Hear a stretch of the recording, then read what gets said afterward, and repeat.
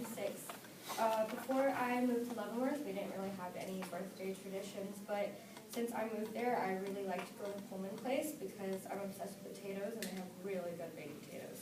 So, as a person, I can vouch that my birthday is usually all I think about when it's my birthday because I was born, but as a reporter, I can say that it's pretty important to know what's going on any day in a week, but even on your birthday, you should probably know what's going on. On my exact birthday in 1996, from the New York Times, they recovered a black box in the Everglades crash. The plane crashed on May 11th, actually. It crashed, it left the airport, and smoke started filling up the cabin. And the plane crashed a few minutes later in the Everglades. 110 people died.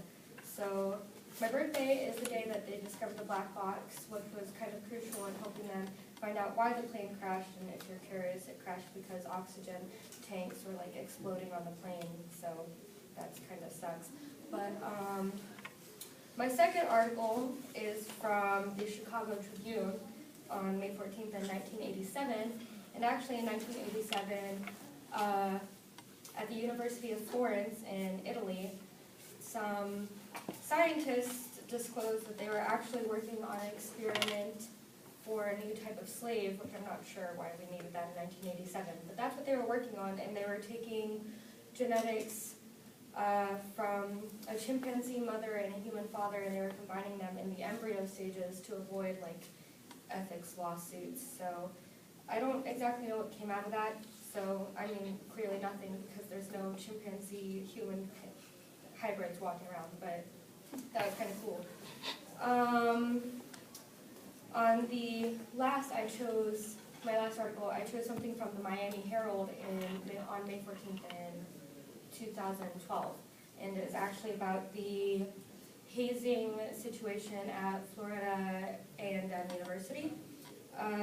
The band, on that day, it was announced that the band's suspension would be extended because in 2011, the springtime, it didn't exactly say which month, a student named Robert Champion died because of extreme hazing rituals performed by other band members.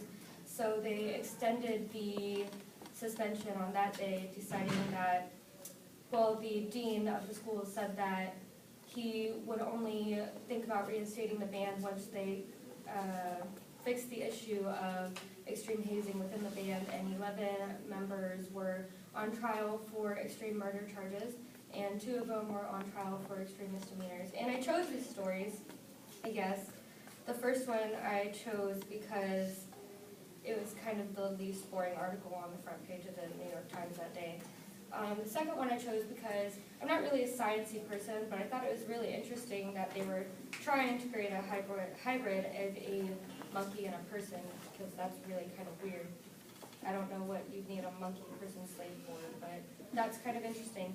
And then I chose the last one because I think it kind of relates to the university. Not exactly, but this university has been going through a lot of controversial subjects this past semester that we worked on the campus, and I think that kind of just relates to my life in that they were also dealing with controversial subjects in 2012.